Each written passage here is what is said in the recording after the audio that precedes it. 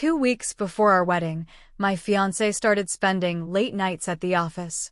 I thought he was just stressed, until I brought him dinner and caught him kissing his assistant in the break room. I didn't say a word. I let him go through with the wedding. The moment the priest said, "Speak now or forever hold your peace," I pulled out my phone and said, "Actually, I have something to share." I played the video. His parents gasped. His best man cursed. I dropped the ring on the ground and walked out. The guests applauded. I'm not the kind of woman who does public scenes. I don't cause drama. At least, I didn't used to. But 2 weeks before my wedding, something inside me broke. I'm not sure it's ever healed. This is the story of how I found out the man I loved was cheating, and how I made damn sure he'd never forget it. Let me start from the beginning. My name's Rachel. I'm 32. I live in Madison, Wisconsin, and until recently, I thought I was about to marry the love of my life. His name's Matt. He's 35, works for a big office design company. Regional manager. Travels a lot. Says the stress is part of the gig. We met 4 years ago at a friend's barbecue and hit it off. He was charming, funny, and honestly, he made me feel seen. After 2 years of dating, he proposed at Devil's Lake on a hike. I said yes, of course. I thought he was it for me. We spent the next few months planning the wedding. Nothing fancy, just over 100 guests at a big old Catholic church, with a reception at a lodge by the lake. My dress was ivory satin, simple but elegant. I loved it. My family was flying in from out of state. His mom cried when we showed her the invitation design. It felt like everything was finally lining up. Until it wasn't. Exactly 2 weeks before the wedding, Matt started working late. Not once or twice, but almost every night. The Milwaukee office is a mess, he told me one morning, yawning into his coffee mug. We've got a deadline. It's just bad timing. He kissed me and said he loved me. I kissed him back and said, "Don't work too hard." But something felt weird. He wasn't just tired. He was distant. No more little texts during the day. No "can't wait to marry you" moments. Just silence. When he came home, he'd kiss me on the forehead and go straight to bed. I told myself it was stress. That I was being paranoid. That this happens to every couple right before the wedding. I should have trusted my gut. The Wednesday before the wedding, I decided to surprise him. He'd mentioned he'd be working late again, so I made his favorite meal, chicken Alfredo with extra garlic, and packed it up with a little bottle of red wine and 2 plastic wine glasses. I even wore the soft blue sweater he always said made my eyes pop. I drove to his office building around 8:15 p.m. It was dark except for the 3rd floor. I remember thinking, wow, he really is here late. I took the elevator up. The place was quiet, too quiet. No keyboard clicks. No phones ringing. Just fluorescent hum and silence. I followed the light. The break room. I stepped in slowly, holding the bag of food in one hand. What I saw next made me stop cold. Matt. My Matt. And Ashley. His assistant. She was younger than me by maybe 5 or 6 years. Blonde. One of those Instagram makeup faces. I'd met her twice at company parties. She always called me Miss Bride-to-be. They were kissing. Hard. His hands were gripping her hips. She was giggling, playing with his tie. I didn't make a sound. I didn't drop the bag. I didn't gasp. I didn't say his name. I just stood there in the hallway, frozen. Then I slowly took out my phone and hit record. I filmed them for maybe 15 seconds. You could hear her whisper, "Are we really doing this?" and him saying, "Nobody knows." Don't worry. That was enough. I left as quietly as I came. I drove home in silence. Didn't cry. Didn't scream. Just numb.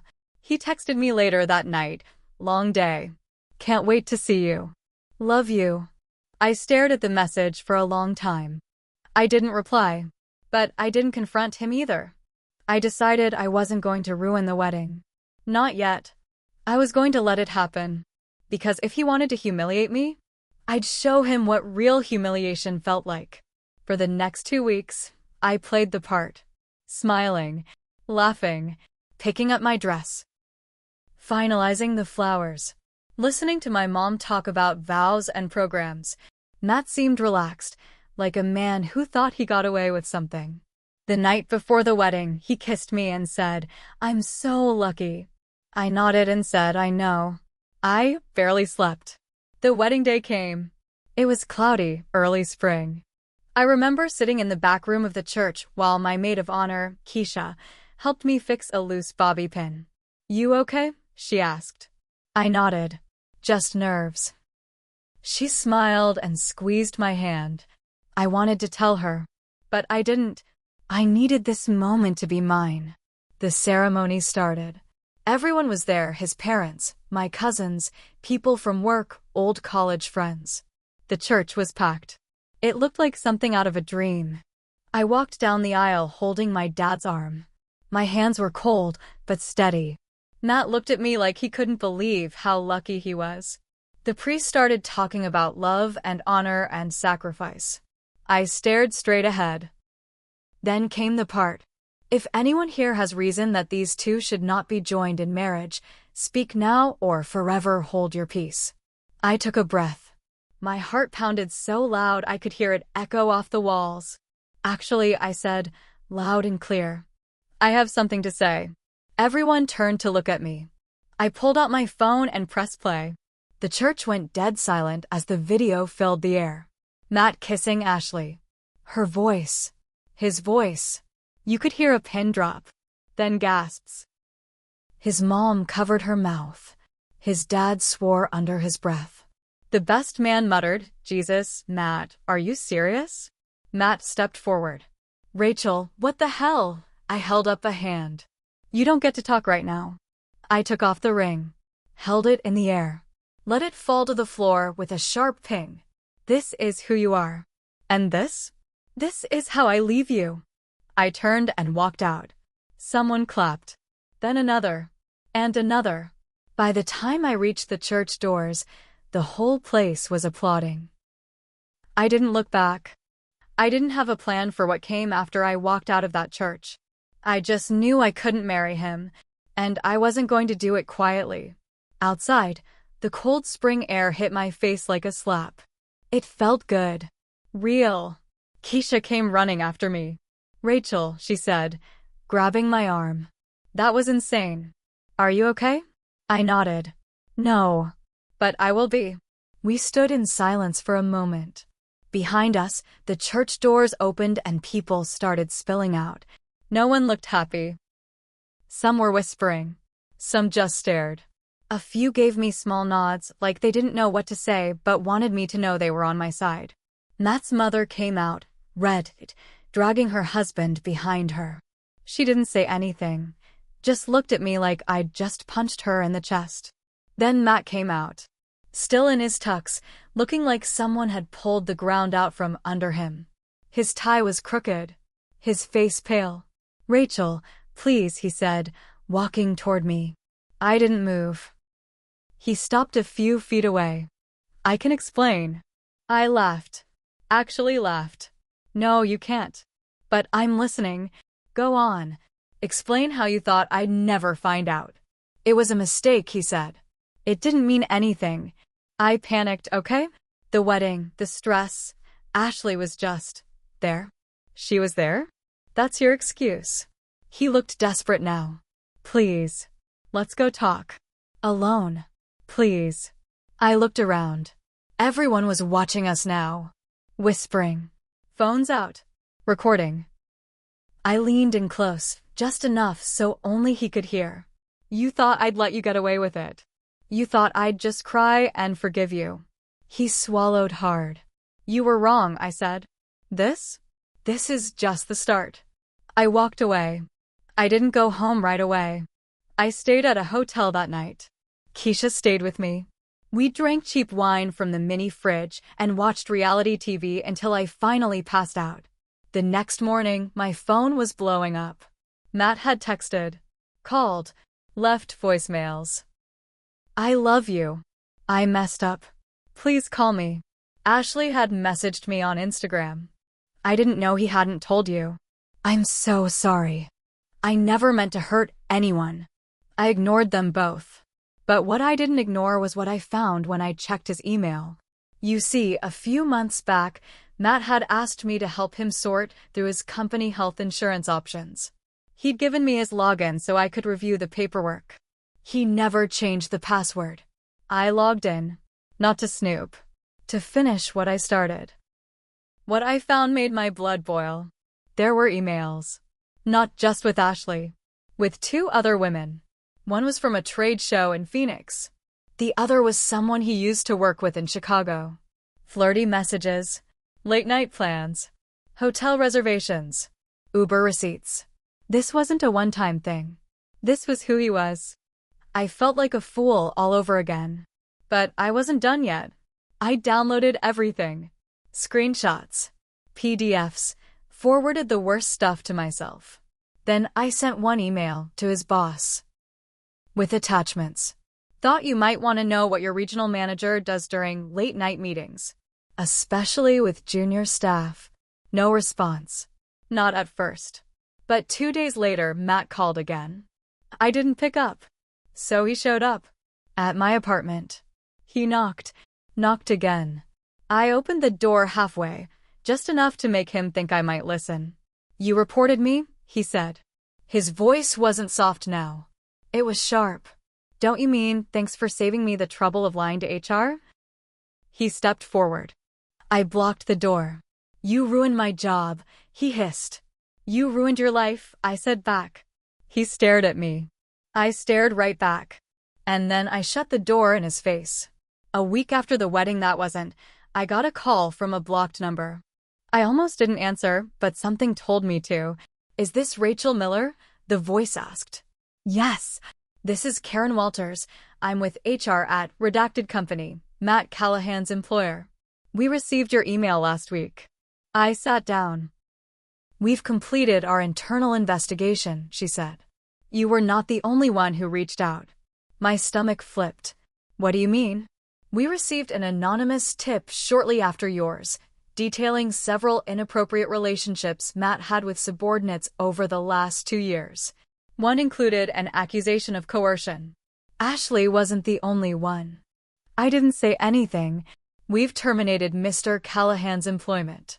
Effective immediately. I should have felt relief. But I felt something colder.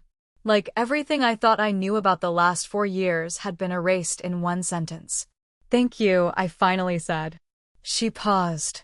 Just so you're aware, one of the employees involved is pursuing legal action. We may reach out if a formal case is filed. Understood. I hung up. And just like that, the man I thought I would marry became someone I might see in a courtroom. A few days later, I ran into Ashley. I was getting coffee at the drive-thru window when I saw her walking out of the same strip mall, carrying a cardboard box and looking like hell. She saw me too. For a second, she looked like she might walk away. But then she changed her mind and came over to my car. I didn't say anything. She spoke first. I got fired. Not surprising, I said, flat. I just wanted to say. I didn't know he hadn't told you. I thought you were. Separated. I stared at her. You really believe that? She looked down. He told me the wedding was just for show. That it was too late to cancel. That you two had an understanding. I shook my head. And you bought that? I was stupid, she whispered. He said all the right things. Yeah, that's what he does. She stepped back. I know you hate me. I deserve it. I'm sorry. I didn't reply. She walked away. And I sat there, watching her get in her car, wondering how many other women he'd fed the same line to. Then, the twist I never saw coming. A week later, I got an email from a woman named Jamie Callahan. The subject line was, "We need to talk." The name hit me like a brick. Callahan. Matt's last name. I opened it. Hi, Rachel. I'm sorry to reach out like this. I'm Matt's half-sister. We've never met. I live in Chicago. I heard what happened. And I think you should know, this isn't the first time he's done something like this. I've kept quiet for years, but after your video at the church and the news about his firing, I think it's time you knew the whole truth. Can we talk? I replied, yes. When and where? We met at a cafe halfway between Madison and Chicago. Neutral ground. She looked like him. Same eyes. Same jawline. But she was nothing like him. I saw the video, she said, sitting down. My cousin sent it. She works in HR at Matt's old company. I blinked. Jesus. She nodded. You have no idea how many people were glad to see that video. We talked for over 2 hours. She told me about Matt's past. The cheating, the manipulation. A high school girlfriend who filed a restraining order after he wouldn't leave her alone. A college ex he emotionally destroyed. He's always been good at making people believe he's perfect, she said. But he leaves wreckage everywhere. I asked her why she was telling me all this. Because I should have said something a long time ago. And you? You finally brought it all into the light. She paused. Anne. Because I think you deserve to know that you're not crazy. None of this is your fault. I left that cafe with my hands shaking. Not from sadness. From rage. Matt hadn't just cheated on me. He had a history. And nobody had stopped him. Well, he was stopped now. But something in me said this wasn't over yet. She came home 2 days later. I know because I got a text that said, "What the hell is this?" Then another. "Where are the kids? Where are you?" Then she tried to call. 6 missed calls. I didn't answer. I was sitting on the porch at my parents' house. My mom was inside reading with Lily. Max was napping on the couch. My dad was fixing something in the garage like he always does when he doesn't want to talk about emotions. Rachel blew up my phone for an hour. Texts, voicemails, everything from "please talk to me" to "you're kidnapping my kids." That one made me laugh. Like she even remembered how to be a mom lately. Eventually, I got one last text. "I'm calling the police if you don't respond." So I did. I called her. Not to argue. Not to scream. I just said, "You have the papers. Read them. You lied to all of us. I'm not playing this game anymore." She started crying, then screaming. Said I was ruining our family. That she needed a break. That she didn't do anything illegal. I told her I didn't care if it was legal. It was cruel. She left her kids thinking she needed help, and she was out there playing house with some guy at the beach. Then she said something that really set me off. "I only left because you're too boring. You don't get it. I needed to feel alive again." That's when I hung up. Later that night, I got an email from her lawyer. Not mine, hers. She was going to fight the custody request. Said I abducted the kids and emotionally manipulated her by cutting her off from the bank account. She filed for an emergency hearing. My lawyer laughed when he saw it. "She's throwing spaghetti at the wall," he said. "She's not getting emergency custody. She abandoned the home." But the part that made it worse, Rachel went public. She posted some long rant on Facebook about mental health shaming, about how some people just need support, and how men can be so cruel when they feel powerless. She painted herself like a victim. And some people we knew, believed her. Mutual friends started texting me weird stuff. "Hey man, I don't know the full story, but maybe don't drag this out in court. I get you're hurt, but Rachel's been through a lot." She even showed up at Lily's school one morning and tried to take her early. Told the staff she was resuming custody. They called me and I had to show them the papers. After that, I added her name to a restricted list. She lost visitation rights until the court date.